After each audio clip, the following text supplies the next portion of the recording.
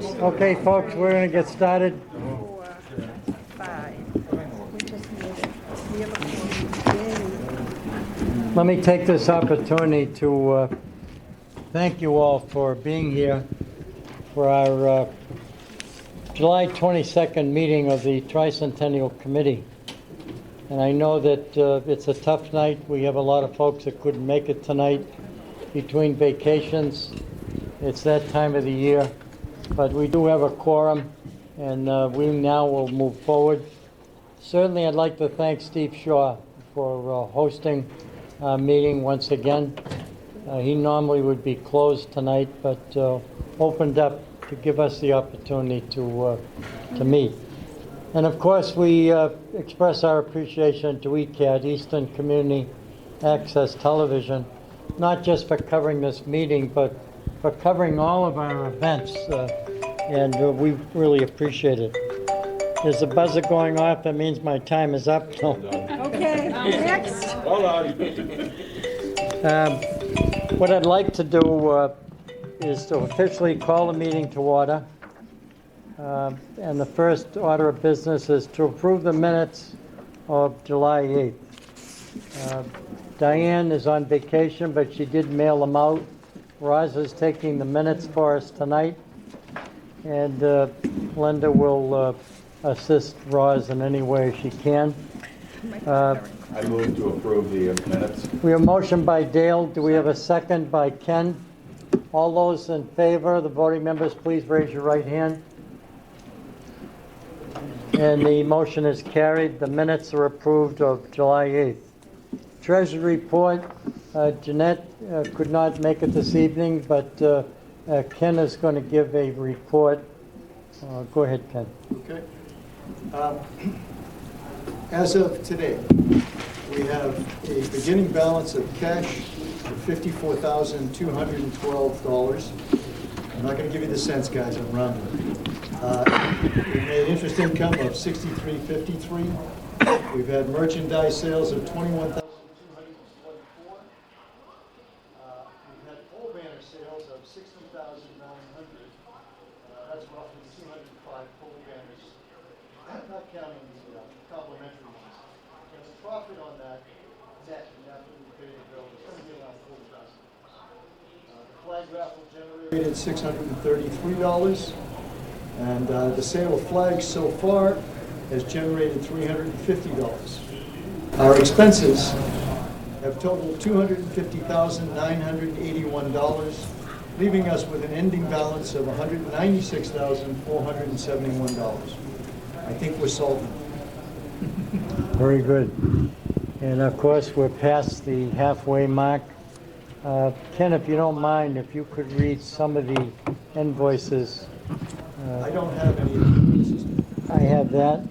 Okay, you have them?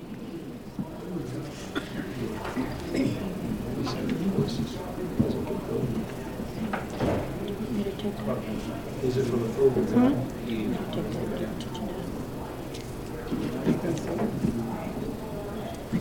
Okay, so we have the following invoices for approval at tonight's meeting.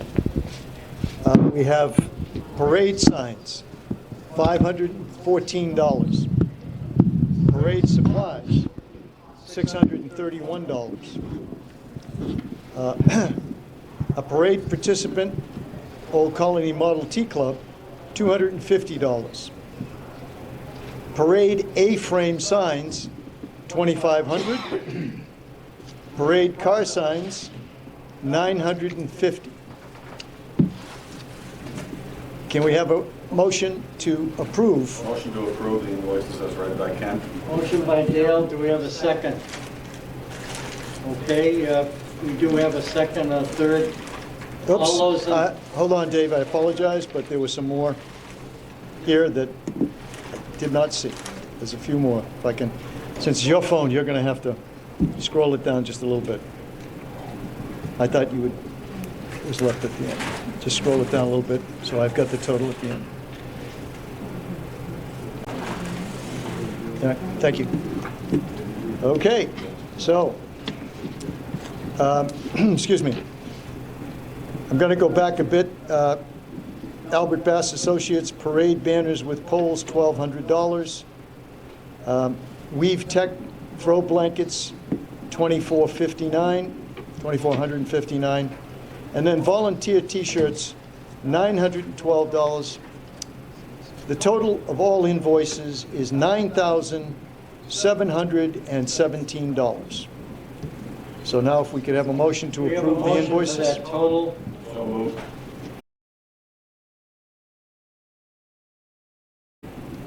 We have a second. All those in favor of paying, I'd like to give a little discussion on it first. The Model T for $250. We don't normally pay the vehicles that are in it, but someone donated $250 that I gave to Jeanette. She wanted to make sure that the 8 or 9 that you saw in the parade, that's how it was financed. So go ahead, Ken, you had a question? No, I didn't. No, okay. We have a motion on the floor and a second to vote on the 9,000 what, Ken? I believe it was $9,770. $9,716.89. $9,717. You just left out the cents, that's okay. No, I did. I told you that. I was Okay, all right. I didn't hear you. Okay, up your hearing. all those in favor, raise your right hand. Motion is carried, and those invoices will be paid. And I think the good news, and the next thing on the agenda is to have a brief recap on the parade that took place. There's been a lot of positive reaction from the parade. I'm very happy to hear that. We had about 1,500 people in the parade. Corey Ahonen, credit goes to him as chair of the parade committee. He could not be with us this evening. And there's a bunch of folks here at this meeting tonight that served on that committee. And I'll tell you, not only do we have a large crowd in it, but we had a large crowd watching. And as I said to a few of our members, there was a great sense of community. When you came down the street and you saw the people who were watching, I was amazed to see how many dogs were out watching our parade. And that kind of gave you an idea that there was a great sense of community. I'd like to give a special thank you, certainly, to Dan and to Brian. They were the MCs at the halfway point in front of DPW. It's been televised a number of times, and they're going to continue to do that. People have asked. They weren't able to see the parade, but I'll tell you, they were impressed. I'd like to ask some of our members, is there something you'd like to say about the parade? Go ahead, Ken. It's not about the parade directly, but it is about the parade committee and the volunteers. I'd like to make a motion to be contained in the minutes that thanks specifically the chairman, Corey, all the members of the committee, and all of the volunteers who participated in making the parade a success. Because in my observation, and I've seen a couple of parades over the years, including some here, that was one of the best parades I've ever seen. And I think the organization and the effort and work that it took to put that parade together deserves a special thanks. So I'm making a motion that we thank the committee, all the volunteers, and specifically the chair. And I would suggest that it be done by name in the minutes. If we have a list of all the volunteers, We do. certainly have the chair and the committee members. So we have them in the minutes for history, as they say. We'll do that. Well That's the motion said. I'd like to make. I will second that motion. We have a second and a nice round of applause. And I know that Roz served as the secretary of the committee. And hats off to my wife, Linda, who was the coordinator of arranging for all the units. I can't tell you how many phone calls. I was feeling kind of lonesome because all the phone calls were for her. And the fact is that she did a terrific job of coordinating, calling people back. It sounds like an easy job, but to line up a parade, and Corey and I have talked, if we had to do it over again, and we're considering being there for the 400th anniversary. Only kidding. The fact is that we would use the side streets to line up the people. The general public was not aware of some of the issues that were taking place. Truck couldn't get around the buses and all the stuff that happened. Go ahead, I'd like Ken. to make a suggestion. Let's not talk about what wasn't there or wasn't right. Let's talk about what was. I agree. Okay, well said, and we'll make sure that we find a way to make sure that Corey and the entire parade committee, there are people here tonight, Roz, Linda, Ernie, Ken Wood, and of course, our announcers, Lee. The guy in front of you? and Lee. I'm sorry, he's sitting right beside me. You couldn't see over the glare. The glare? It's a committee that even doubled up on their meetings as they got closer and closer. So it took a lot of time and effort. There's a motion on the floor. No, we already voted on the motion. No, didn't we? We did not vote. Okay. There was a motion, there was a second, but no vote. All those in favor of that motion, Dale first, Ken a second? No. I made the motion. Craig seconded it. The actual vote now. This is Okay. the actual vote. All those in favor? It's unanimous with the voting members that are here. The motion is carried, and how important that is to thank people. I think that's so important, and it was such a positive event. The next thing on the agenda, go ahead, Linda. Dave, before you move on, I just wanted to address, you asked for comments generally from Yes. folks. I just wanted to add my own 2 cents. So I was one of the folks who rode on the committee float, which was the last float of the last division. And I had expected, sort of seeing what was in front of us, that by the time they got to us, people would be leaving, heading out, that kind of thing. And folks did not want the parade to end. There was huge enthusiasm, and the folks continually were yelling out, because we had the Tricentennial Committee signs on the sides and the front, thank you for all that the committee was doing. And I sent that email around where I copied and pasted a lot of the Facebook comments on that, and there were so many comments of folks talking about how this reminded them of old-time Easton and brought back that community feel. So there really was a positive buzz. So echoing what Ken said, the parade committee and all of the folks working on that, you guys hit it out of the park. It was an awesome day. So thank you for that. Thank you. Go ahead, Lee. I would like to make a comment. Helping to plan it and riding in the parade, the thing that struck me was how many people, viewers, were there, and how wonderfully well-behaved they were. Having been around for a while, I expected people to behave like that back in the, but people were sitting and on the edges. They didn't crowd in. There wasn't a fence. They didn't crowd it, and they were appreciative and they were polite. And it's just, I can't say enough about how wonderful the people in this town were that came to see that parade. It made my heart just sing.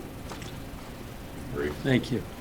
And just about everything we thought was going to happen happened, even the flyover. People were asking me at the end, I guess we're not going to have the flyover. And sure enough, after they said, I said, have you looked to the sky? And there it was. And we appreciate it. And we got to find a way to thank the state police. They not only did it once, but they did it 3 different times.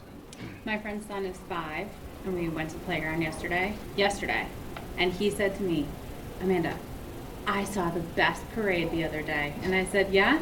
And he told me all about the parade, a week and a half later? And he was 5 years old. He was like, his face was lit up, and he's like, that was the best day ever. And I'm not kidding, I swear to God.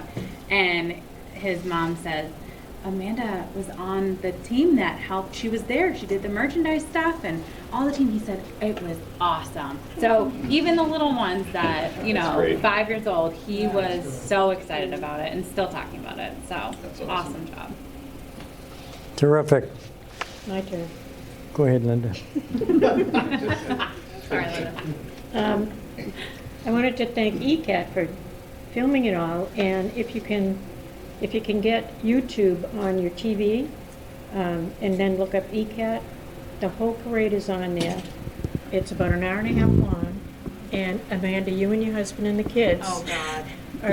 They must have been like behind you or something. Yeah, You're in I a lot of remember it. Good. Sorry. But it's great to see the whole thing and then listening to them commentating on the things coming by. It was good. Anybody else? Okay. Congratulations again to the parade committee, and of course you folks should be certainly recognized for all the meetings you've had over the years to line everything up, so it's got to make us all feel good. The next item on the agenda is the Easter night at the Brockton Rocks. I know some of you are surprised that all of a sudden this came into the picture, but we had an opportunity to have a special night thanks to the general manager and the folks over at the Brockton Rocks at Campanelli Stadium.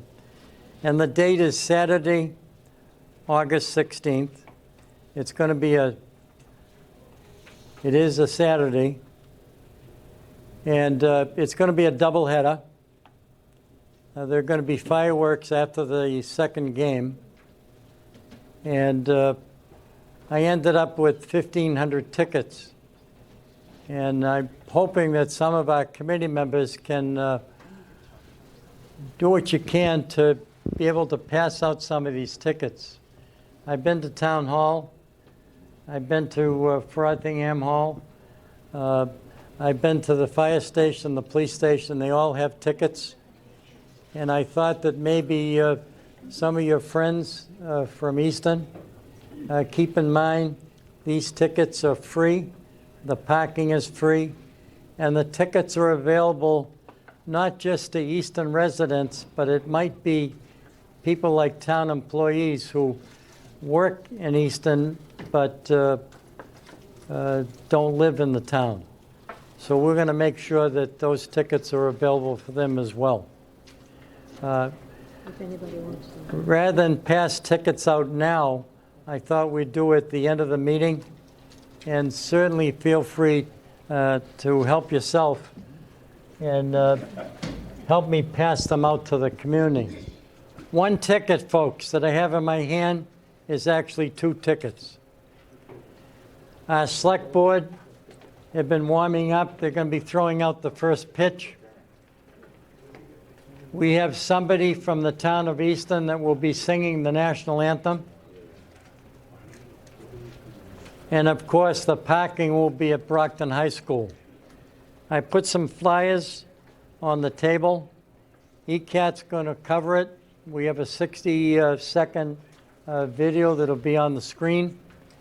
And it's an opportunity to thank the Brockton Rocks for hosting and to wish the town of Easton, Massachusetts, a happy 300th anniversary. And since we have done this with the Brockton Rocks, they now have Brockton, the city of Brockton, knocking on their door to do a similar thing. So it's probably going to spread like wildfire for them, but their main goal is to do what they can to fill the stadium, Campanelli Stadium. No, thanks. Yep. We'll just leave this right over here.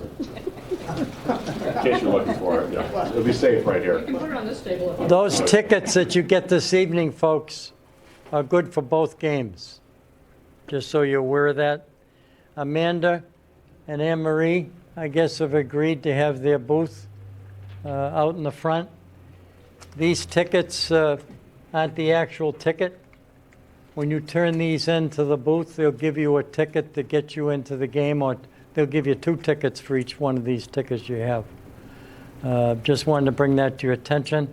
The box office is also going to do the same thing, so you don't have a long line. You'll have a long line anyways, I guess, for a while. Any questions on the Brockton Rocks? It's Easton night at Campanelli Stadium, and they also passed out 1,000 tickets on the parade route. So their 1,000 plus the 1,500 that I got, and I can get more if we need it.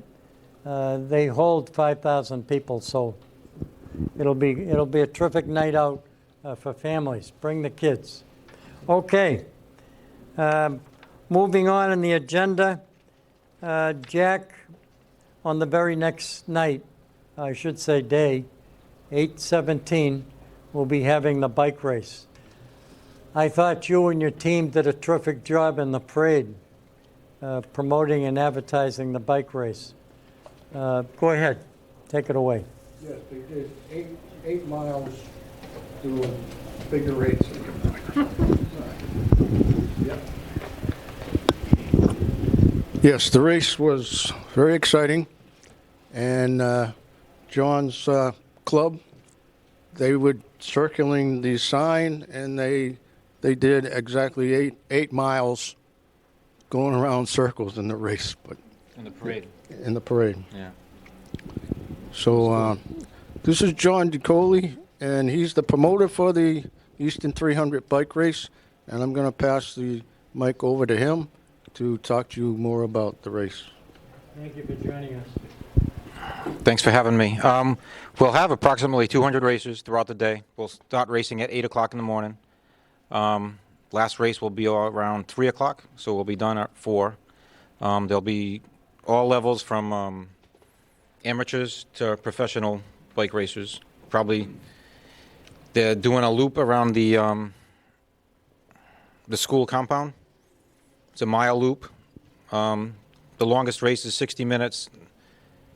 There's a couple of races, junior races, they'll race 25 minutes. So there'll be kids 9 years old up to, there's a category for over 60s during the day. Nobody here qualifies. I signed up already, over 60. It's a ride. We'll have Langwater Farms is coming with their pizza truck. Pizza truck. Lions Club is going to be serving hot dogs. Right, Lions Club and an ice cream cart. That's about it. That should cover it. How about volunteers? Do you have a large group of volunteers that need more? It would be, We could probably use some extra. I could probably provide 20. and I have 10 Yeah. right now. So we have 30, but we could use more. Is there anybody on the committee that might be interested in helping out that day? I know, Lee. I should be able to help as well. Awesome. Okay. And Is it too late to register, by the way? No, register. You can register day of. Just the earlier you register, the cheaper it is. And for those old folks, how many minutes do they race? I think it's 40 minutes. 40 minutes? Yeah. Can I ride with the juniors? You can One ride thing the about the- junior assisted living group. Yeah, there you go. training bills. One thing about the T-shirts, if we could use the Easton 300 orange and the black logo for marshals. How many do you have? Well, 30. It'll be about 30 throughout 30. the day. Okay. If you can get sizes, I just ordered a whole nother order of shirts. Okay, So so, if you could find the sizes out, we'll. yes, we and can have them ready. I'll email you that. Okay. Thank Sounds you. good. Any questions? questions? Anybody in the committee has regarding the bike race? Does everybody have a flyer? Yeah, looks great. Yeah, if you go to any, like, wherever you buy groceries, whatever, you could ask, post it on a bulletin board. What's the order of the races? Do you start with a professional and do the other, or do you start with the younger ones? So we start You go on to bike race? So semi-experience is the first race day. Then there's like a more experienced, and then doing the women race, and then the pros race at noon. Basically, that's the big fast race. You know, they'll probably average like 30 miles an hour around the school. It's fast. You all set with the police coverage? Yeah. Yes. We should be. Yes, I just have to make sure we have the time for them, but I've already talked to them. We'll be covered with police officers. Very good. Anybody else questions? Go ahead. Yeah, another question is, how can Mike and the rest of the website team help you with marketing and getting the word out? So through our Tricentennial Facebook posts and things like that, do they have an electronic copy of the flyer, or they're? Yeah. Need a PDF copy? Yeah, can you send that around if you haven't already? Send it around to, If you send it to me, I'll make sure it gets to Mike and Sally and John. okay. And I presume it's already listed on the calendar. Yes. It's also in the USA Cycling registration. So it's in bikereg.com. And if you go to Easton 300, and it will come up with all the racing categories. And USA Cycling, it's also listed on that. I would think the focus for us ought to be getting people out to watch, right? Yeah. Making Yes, them aware. I've This been is a working really on neat that. thing going on here. Yeah, I've got this in most of the places that I do business with. Mhm. And if the flyers that I just passed out, if you can take them to your local stores or like I think the key is going to be local the stores. social media to get it out of there, because that's got the biggest reach. So we ought to focus on getting it on like everything Easton Moms, a lot of the other If things. you can help us with that, that'd be Yeah. awesome. Terrific project. Folks, let's go ahead. You have a question, Lee? Yes. You're going to be running essentially around the roads within the school complex? Yes. Yes. The very outside. Okay, so spectators should bring chairs to sit Yes. around the outside? Yes. Sure. Okay, maybe we should kind of make that known. Do you have anything that has a map on it showing what the actual route is? So if you can send that as I well, can send that. because I think that's something we can also put out on social media for people to kind of like to know before you go kind of thing. Oh, and like the parking inside the course won't be available. That's one thing that we'll have to consider. I went up Columbus Ave today, and there's plenty of parking on, as you go up to Columbus Ave and into Spooner Street and Lothrop Street. Right on the road before you get to the start-finish line. So Jack, the police are aware of that then. Yes. Folks, let's go ahead, Lee. Another one? How about parking down by Moscato Stadium and down in that area? Yeah, let's see. What's that? Is that the football field? That's where you, Yeah. Straight away? yeah, that comes Randall Street, and you take a right into the complex. Yes. The finish, yeah, there's a few cars that can park there. Aren't they going to be riding on that road? Yes, there's gonna be So coming, we'll be going counterclockwise, take a left, left after the high school, right where the stadium is. So we're not using that road, that straight road, the whole straight road.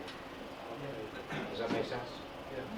So anything from the bleachers toward Randall Street would be open for parking? Yeah, behind the bleachers will be open. If you're able on that map to identify where people can park, oh, sure. it would be helpful for getting the word out so that folks aren't trying to park in an area that's going to interfere with the race. Yes, we'll do that. So just tonight, the start-finish line has changed. John met up with the USA Cycling official that's going to officiate the race. And because of safety reasons, he's moved it to where the buses are parked. It's going to be, they're coming around and going to finish Just after the buses. just after the buses. So I have to change the map. It's down by the middle school. Yeah. Yes, where the buses come around and up that road. Originally was gonna be Closer to the high school. Closer to Randall. because there's a corner there that riders can come down the road, take a right and then a quick left, which could be dangerous if doing 30 miles an hour. So that's why the official thought it'd be safer the other way. Have you been in touch with CERT? Yes, they're going to be there. Folks, let's put our hands together for the coordinators of the site. Thank you. Good leadership, Jack Mowat. The next item on the agenda is the time capsule. I know we've talked about this in the past, and I think we have some good recommendations. And I'm going to let Craig Badger, if he would take the lead in this. I know the board had We had a meeting, a brief meeting after the last select board meeting, and the suggestion was, and I passed this on to David, was to have it at the block party, because we think it will. Number one, that's going to attract a lot of people from Easton, and I think it's a great opportunity. We have to figure out with Jamie and Dan where exactly we're going to do that, but that's the plan right now. But the committee needs to vote on it, as far as I understand it, David. So, Craig, just to be clear, this is the opening of the time capsule. That's correct. And And so, I had an opportunity to speak to both Jamie and Dan, and they would love to have it be part of the block party. And again, that's scheduled on September 6th. And I think we just have to agree on the time. The board is willing to do it, and of course it'll be televised, so you'll only get a huge crowd at the site, but we'll also get it televised. Was there any discussion you and Dan had regarding the time? Yeah, 3 o'clock. 3 o'clock. 3:00. Okay, Craig, that's okay with you That's fine. and the board? The question of where exactly we're Yeah. going to do it. Yeah, we actually, we had it all planned out within 24 hours. We know exactly where it's going to go. We got the backdrop from Amanda that was used at the first day event, so that it'll look all nice behind it, so photo opportunity, for the opening and all that. We got to talk to Dave about the sound system so that people can hear what's going on. Looking at getting a balloon arch for it too, just to spruce it up a little bit. But yeah, it's all squared away. And one of the other things that we talked about to jazz it up a little bit, to make a big deal out of opening up, and I know it's stored at the Bank of Easton. They're willing to do a similar situation when we decide to put all of our stuff together. But we talked about a police escort when we bring it from the Bank of Easton to the block party. And we'll find a way to do that. And I know, Jamie, you and Dan and I can talk about how we can make that happen. ECAT has agreed to let us use their sound system, so we'll have the microphone and so forth there. And it sounds exciting to be able to do it. I'm looking forward to seeing what's in there to give us some ideas of what we're going to bury at some point. Go ahead, Ken. Actually, we're not burying. Are you volunteering, Ken? What's that? thank you for your services, Are you volunteering to be Dave. buried? Yeah, why not? That's one of those things at the end, like 200 years from now, they open it up to. You want, quiet check, and I'll send you back in We have a motion that Ken would be that person. I second the motion.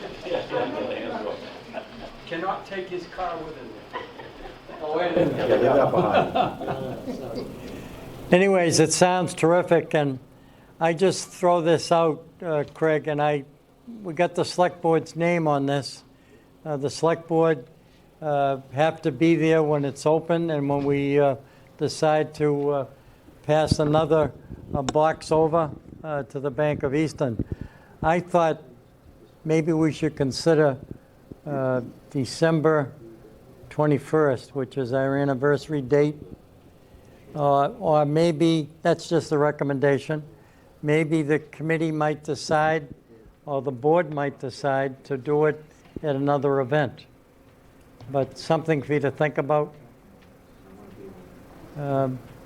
I just thought we're looking to do something special on our anniversary date, December 21st. Go ahead, Dale. Yeah, two things. First, Justin Lewinder, who owns the Josiah Keith House, has offered to use the Josiah Keith House for an event on the 21st. So whether it's the opening or the presentation of the new time capsule, you could do that. And he's also offered, for whatever purpose we might be interested in, doing the actual date, which is a Sunday. And we've already talked to some of the interfaith clergy group about having a ringing of the bells at noon or so. So that would be kind of a fun thing to do. And Dave, secondly, do you need a motion for the approval for doing the opening of the time capsule? Yes, we do. Okay, so I move to approve the opening of the time capsule by the select board at the September 6th town event. At 3 o'clock. At 3 p.m. Second. We have a second by Ken. All those in favor, raise your right hand. Motion is carried. I got to give you both. Okay. The other right hand. Well, I'm writing. Very good. And thank you, Craig, for doing the follow-up with the board on that. The next item, You mentioned something about police escort, so we'll have to have a conversation yes, with the chief about whether that's feasible for him. yeah. It's only a suggestion, it hasn't been discussed by anyone yet. But I thought we could jazz it up a little bit. Before we go on to the block party, I did want to ask Brian Hoffman, is there anything, Brian, you want to say regarding what you did with the parade? You look like you're having a great time doing that, you and Dan. I think it's all been said. I second what Ken said, and Dale and everyone else. So much work went into that. And I think, I'm glad Amanda said what she said about kids, because parades are for kids, and I saw a lot of 50, 60, and 70-year-old kids along the way jumping up and down. You know, it was a great event, so kudos to everybody who did this. Thank you again. And thank you for doing the show, the TV show once a month, and that continues. This particular month we have, I'm talking about August, we have possibility of Father John joining us. He's in, I talked to him. Good. And we also have the owner and general manager of the Brockton Rocks going to join us on the air. And that'll be an hour show, and that's scheduled on August 5th at 5 p.m. Okay. One of the big major events coming up on September 6th is our block party. And Dan and Jamie, I know Dan is on a business trip, and Jamie, why don't you run with it? I know a lot of plans have been made. Yeah, you get number 2 today, unfortunately. I can speak up too. Oh, If this the is real loud number enough. 1. That's nice to hear, actually. Yeah, so the block party events have all been scheduled, right? We are still making some updates as we go. This week we have another wandering entertainer that was booked, half juggler, half balloon artist. So that's pretty cool. We already have some other wandering artists as well, magicians, etc., clowns. We already talked about the time capsule, so I won't go into that right now. We developed all the QR codes that we're going to be using for the event as well. So we have a QR code all set up that's going to, or already links to the webpage, the easton300.org website, our specific page for the block party. So we can start adding things to that site and beef it up as we get closer to the event with exactly what's going to be happening there. Add the know before you go, all that fun stuff, parking information, etc. We also have a QR code that was developed specifically for the photography portion of the event. We have photographers coming that you can sign up ahead of time to get family photos taken, or maybe photos with friends, whatever you want to do. So we have a QR code that people can link to their site to sign up for photography session. We have a couple of email addresses for planning purposes, so I wanted to just share those. The first one is our generic email address. It's just Easton300, Easton300 block party @gmail. right? The other one is specifically for crafters, because we have a craft fair portion of the block party as well, and we're anticipating quite a few vendors that want to come and sell some things at the party. So that email address is Easton Block Party Craft Fair at Gmail. It's a little bit of a mouthful, Easton Block Party Craft Fair at Gmail. So those are the two email addresses we have set up for logistics. We have sent some requests for lawn signs to Casey, and she's going to be putting that together for us, as well as the Know Before You Go graphic. All the information we have was sent to her, and she's going to work her magic, make it look beautiful, and then we can start posting it all over the place. Tomorrow, I have a meeting with the trustees to discuss all the activities that were planned. We've had a little bit of a difficult situation with the fact that the trustees have changed on us a few times, the person that we've been dealing with. And so we sent over essentially like a 2-page document indicating absolutely everything that we're planning to do at the block party. So it was very, very clear what we're doing. And so we're going to have this meeting just to discuss and walk through everything that we're doing and make sure everybody's okay with what we're planning. And then lastly, just as a little bit of a heads up, if you happen to know any local businesses or organizations that want to be involved and have a table, please just reach out to me or to Dan. There is, if you're selling anything on the premises, there is a $50 fee. So just be aware of that. If you are not selling anything, perfectly free. So you can have an information booth for whatever organization you have or whatever business you have, as long as you're not selling anything. So those are all the updates I have for today. Are there any questions? Excellent. Any questions? No. I remember 2.5 years ago, talking to you and your husband. It was an open house that we had to kind of get people excited about a celebration coming up in 2025. And you folks said that you wanted to think about it. I think I gave you 5 minutes to think about it, and we made a decision right there. And it was a great decision. Dan came back 3 weeks after he and his wife were appointed co-chairs, and he had 17 volunteers ready to go. So organized, you guys certainly come under that capacity, and we appreciate what you've done. And we know this is going to be a top-notch event, and we're looking forward to it. And of course, even the sponsor is excited about it. So thank you very much, and good luck at your meeting tomorrow. And I know that at some point you're going to be talking about blocking off that street with the select board. Yes. Yes, Yeah. the 20th, yeah. Yeah, It's in my 20. calendar. Okay. Good enough. Yep. Thanks again. Let's put our hands together for them. Wow.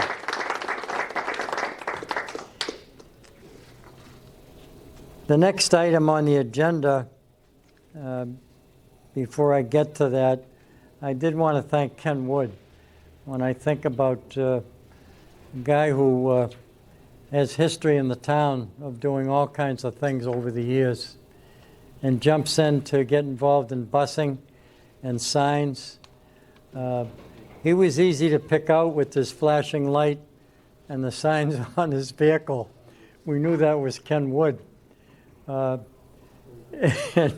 one of the police officers said to me, Dave, have we got a new chief? But the fact is that we appreciate all the work you've done, Ken, to, I know, talk to him on the phone 5 times a day, and he always has ideas. So, thank you, Ken. Yeah.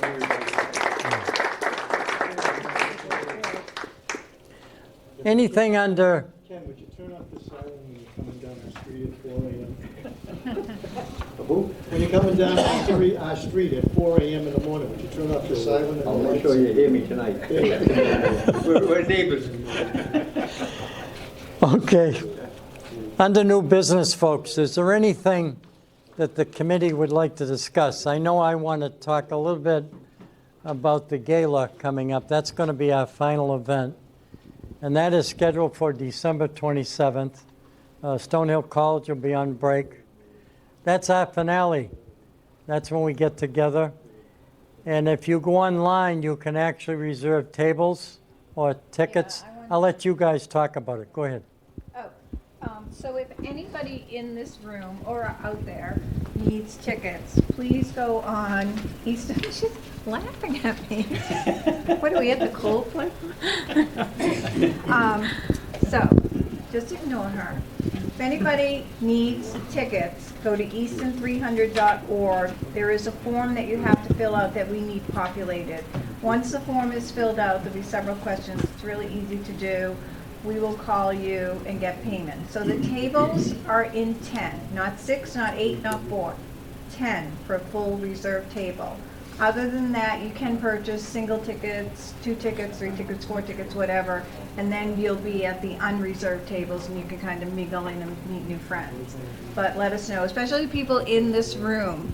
Just go on and populate, even if you don't know, because I'm actually right now booking tables and putting people's names on them, which will be shuffled around, but we're getting a good response, so I just want to, and we're gonna start on social media within the next day or two. We developed the post today, we're just, I know Mike did one today, so we're just going to wait a day or two and then get that going.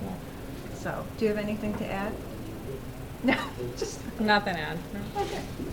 That's it. And it's $100 per ticket. Oh, I'm sorry, Yeah. yes, it's $100 per ticket. Formal attire. Cocktail attire. Formal attire. Is it formal attire? Fred requested formal attire. Is it cocktail attire or formal attire? Cocktail attire. That's what cocktail attire. Fred says formal. Well, Fred Ames says formal attire. Fred Ames' formal attire is overalls. But it should be a good time. We have lots of things planned, so. Yes. What was the website again? Easton300.org. And it will take you right to the gala. And You can get to the gala, yeah, you can get to it from the It's kind of at the bottom.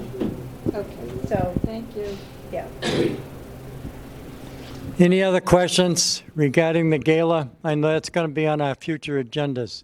You had your hand up, Dale? Go ahead. To talk about the bonfire when you're ready. Yeah. Okay, I guess we're ready for the bonfire. And of course, that is scheduled for October 11th.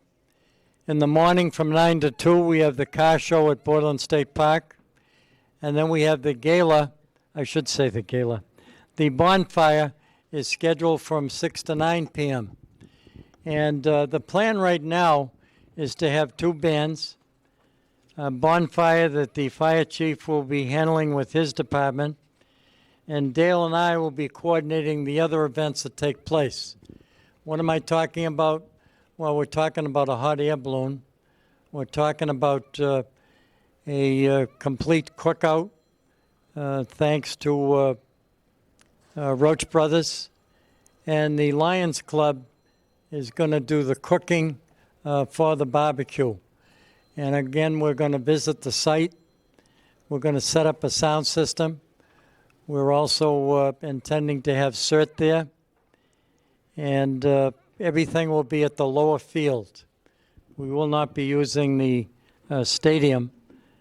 And again, in the future, we'll be talking about parking. But go ahead, Dale, you want to add to that? Yeah, principally, I wanted to introduce Mark Vinacore for the folks who are not aware. Mark is Mr. Easton Live. So you may recall during COVID, Easton Live was formed in order to give a venue for musicians in town, even before you could have anybody attending. And then Mark transformed that into live appearances and live performances at a variety of venues, including at the Knights of Columbus. And it was a huge success. The low-cost events that were a lot of fun. And Mark has been kind enough. He's also on the Easton Shoveltown Cultural Council, so he's been kind enough. He's going to be working with Joan about the music, and we made a decision to add a second band, and we've got that cost covered.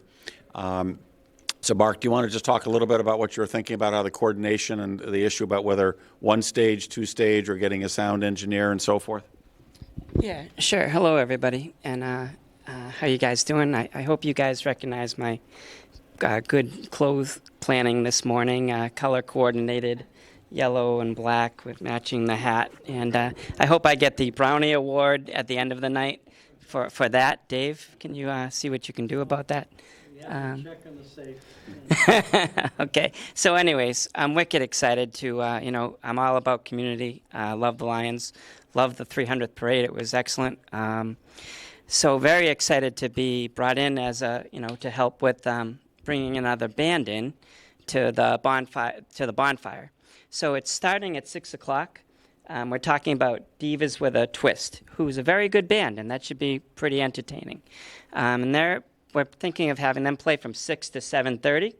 And then this is the only tricky part of the whole thing, and we do this with the summer concert series too, on our finale. It gets a little tricky moving and shifting bands because there's a breakdown and there's a setup. So, that's the one hurdle that we kind of got to get through.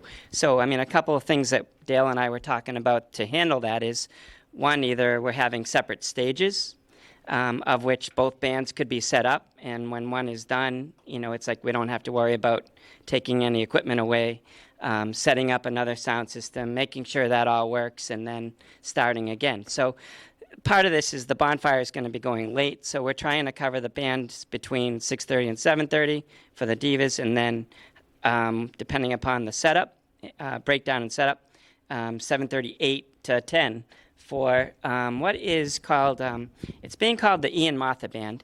The band is called, the cousin to this band is 60s Thunder, who we've had in an Easton Live event, and we've had them, Ian's played at one of the 300th events at the hall.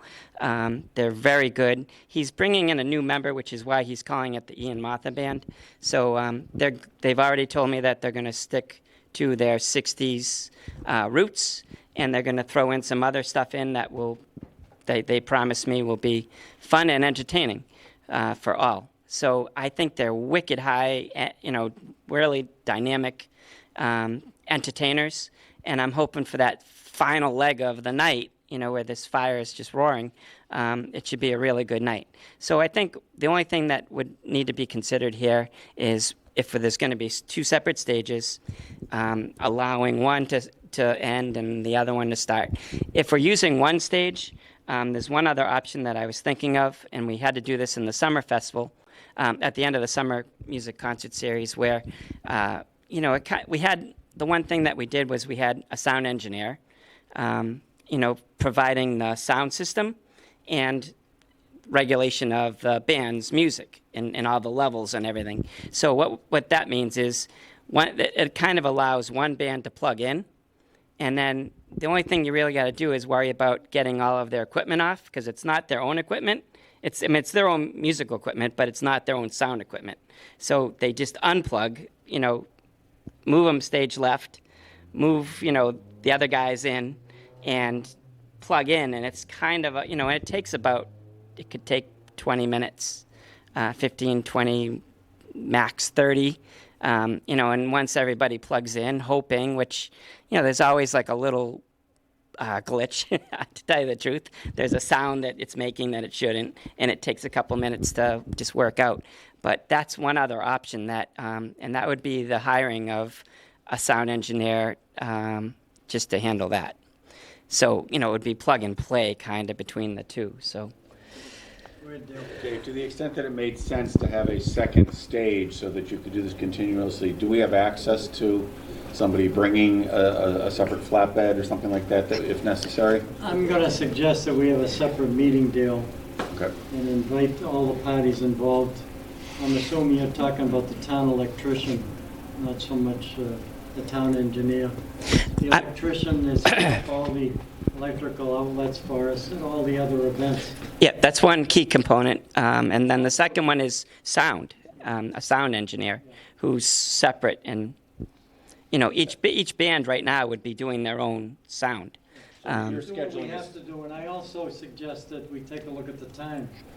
you know, there's no reason why we couldn't start at 5:30 versus 6 to give time to make the switch. The bonfire is going to be prepared. It's not going to be lit till 6, but there's nothing wrong with entertaining people that get there early. So we can talk about that at a separate meeting, just on the bonfire. Sounds good. Anybody else have any questions regarding the bonfire? Mark, do you have a sound engineer in mind? I don't currently, but I've got some that I know of. We had been using one for the summer concert series, and then that's not working out. But I know this. I've got access to a bunch that. Because I worked for years doing the NRT Harvest Fair, and the guy who did our sound is the principal sound engineer at Channel 7. He's Okay. terrific setting up remotes like that. Yep. And I'll be glad to ask him if he wants to get involved, if you need it, so just let me know. Yeah, I mean, if we decide to go that route, we just got to come up with a budget, and I've got contacts and. He's good about working with towns and nonprofits. Oh, great. Understanding what community is all about. So let me know if you need. No doubt. Yeah, I think it needs a little more fleshing out first, but Ken, you had a question? Yeah, Mark, we're supplying our food pantry refrigeration truck to all the different events. You're going to have a lot of food there that day. oh, great. Excellent. So we just need to know where you're going to set it up, because it can't really go down on the field. Right. Whether you're going to work on the refreshment stand or what, I'll get together with you. Okay, that's great. Because you'll need to pick up probably all the stuff from Rosebud with the truck, you know, so Stan Borgeson is the one that handles it for me. Okay, love Stan. It's great. Yep. All right, thank you. Thank you. And thank the Lions Club for getting involved. And of course, we appreciate the generosity of the Roach brothers to provide us everything we need for a full cookout. So it'll be terrific. And it's the way all the events have been going. You know, I think I've said to you before, we're on a roll. All the events have been well attended. People had such a great time at the parade, they're looking forward to the next event. And if we can fill the house over in Brockton, that'll be terrific to bring families together for the ball game. One other thing I want to mention before we adjourn, Mike Good is here tonight, and I wanted to talk about the billboard. He and I are aware of the fact that there's going to be one more change in the billboard. And the final one is going to be the thank yous that we share and the opportunity to thank our sponsors again. And Mike is going to put something together. I think we've probably talked about the possibility of October, after the October events take place, that we would start thinking about it. And maybe on the last billboard, we can say something about the gala. But it's something that you ought to think about, because that'll be our final event on December 27th. Is there any other business beside? Go ahead, Ken. This isn't business, it's just kind of a little bit of a story, and it goes back to the parade. I was thinking about this a few minutes ago. As many of you probably know, the Historical Society had a trolley. And along the side of that trolley, you may have seen a panel that had a photograph on it, and it also was in the colors of the Lions Club, and it said Lions 1952 Little League. And so the point I wanted to make here was that on our trolley, we had 5 members of the original Lions Club Little League team. Little League, excuse me, Easton in 1952. There were 4 teams, one of which was the Lions Club. I don't remember all the other 3, but I know the Pioneers were there, Fernandez, etc. And we had 5 members of that original team there, and it had been spearheaded by a fellow named Bob Silva. Bob was the captain of the team. We had Peter Mahoney, Edward Delgado, and the Chapman brothers, one of whom is affectionately known as Axe. Don't ask me why, I'm not telling you. But, and we had members of some of the other teams, 3 other fellows there. Alan Peanuts Johnson, who was a pitcher. Peanuts was called Peanuts because when he threw the ball and you were looking at it, it looked like a peanut coming at you. And there was a guy named Bill Baxter, his brother Shen Baxter, etc. So I just thought that I would tell you, I can't tell you how many phone calls and how many emails I got from those guys after the fact, and how excited they were with the parade, the turnout, and just the overall ambiance of the entire event. And many of them have been coming in from, came in from, for example, Seattle, Connecticut, different parts of the country, and they had a great time. So when we're talking about the parade and looking at the parade from the standpoint of community, one of the things that you said a little while ago about somebody coming back and saying, geez, it was just like old-time Easton. Well, all 8 of those guys said the same thing. So once again, kudos to the parade, the committee, the volunteers, and all the work went into it. One of the, well said, Ken. And one of the things that that I have had the opportunity and the honor and privilege of getting involved in this is I met new people. Linda and I are absolutely thrilled when we think about all the people that we never knew before. And to see all you folks coming together, this has become a family. And it's even a family of people that don't necessarily agree with each other on some of the issues that come up. That happens. But that's what makes a healthy decision. And that's what makes people come together. I know that, Amanda, you talked about kids. I happened to hear from some senior adults who thought the parade was absolutely terrific. It's not just kids, but even the seniors enjoyed it. And the great sense of people coming together. And I know, Craig, the board has to feel comfortable with what's going on and the fact that we're bringing people in the community together, and it's all positive. And I'm absolutely thrilled. The final thing I'd like to talk about before we adjourn is our meeting schedule for August. I know we're scheduled the second Tuesday, which is the 9th, and that would be at 6 o'clock. And I am suggesting that the 4th Tuesday in August that we not meet. It's they may be vacation for many people, including Linda and I, and but it's up to the committee if you decide you still want to meet. We can also call an emergency meeting if something comes up and we have to meet. But it's important that we have a quorum. It's important that we have as many people involved in the events that are coming up to be here just in case we have last-minute changes. Go ahead, Dale.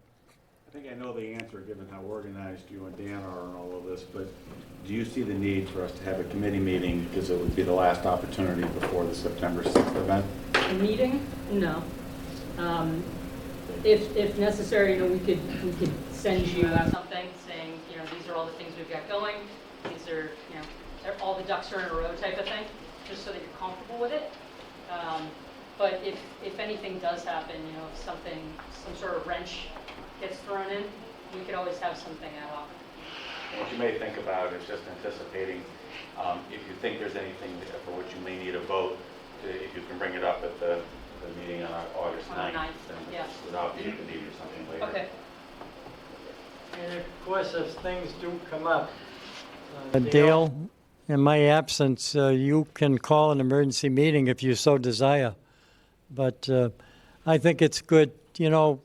We've had 80 meetings. We've met twice a month for a long time. It's not the end of the world if we take 1 week off. So go ahead, Craig. The meeting in August is August 12th, not the 9th. Oh, it's the 12th? 9th is a Saturday. Okay, 12th then. Thank you for the clarification. Yeah. I got it on my paper here, but I don't know which paper it's on. But thank you for noticing that, Craig. So with that, folks, anybody else have anything they want to bring up? Go ahead, Lee. I would like to attempt to read something. I might not be able to do it because I know the author. But I'm going to try this. because I think it's appropriate at this time of the year. Talking about... David, just hold it for It's a TV This- mic anyway. so- Okay. This is talking about the day after the blizzard of '78. And the author was walking around Northeastern. When he was about through with his trek, he passed by and he says the snow on the roof of the railroad station had started to slip from the peaks of tile and now hung precariously from the eaves, like white frosting put on a yet too warm confection. Oliver Street was but passable on foot. The circuit now complete, I returned home for a second cup of morning coffee. The next paragraph says, today, in the year 2025, as committees and community prepare for the celebration of 300 years of incorporation of the town of Easton, you should remember the blizzard of '78. The storm personifies Easton, a town rugged with individualism, but neatly cut and impeccably interlocked by heritage and purpose. And I, now crumbling in the grave, becoming forevermore a part of Easton, shall from my plot monitor your activities in commemoration of this anniversary. As on that morning, so many years ago, Miriam and I were guided by the footprints of a lone, brave, mysterious pedestrian, so you today must be guided by an army of unknown townies. You have been provided with a glorious inheritance and are now charged to provide a commemoration that will be a monumental legacy to your heirs. Be that celebration one incorporating the vehicles inherited from the past, or activities now unknown or seemingly impossible to we who are now breathless. Let it reflect first and foremost that logo permanently emblazoned on a boulder now planted at the rockery. To God be the glory. Fondly and with much love, Kenny R. Jackson. He was a teacher in town, and he passed away in 1999. He wrote this back then. I think it's appropriate now. Thank you. Thank you, Lee. Thank you for sharing that. Yeah. With that, do we have a motion to adjourn? We have a motion by Roz, a second by Dale. All those in favor, raise your right hand.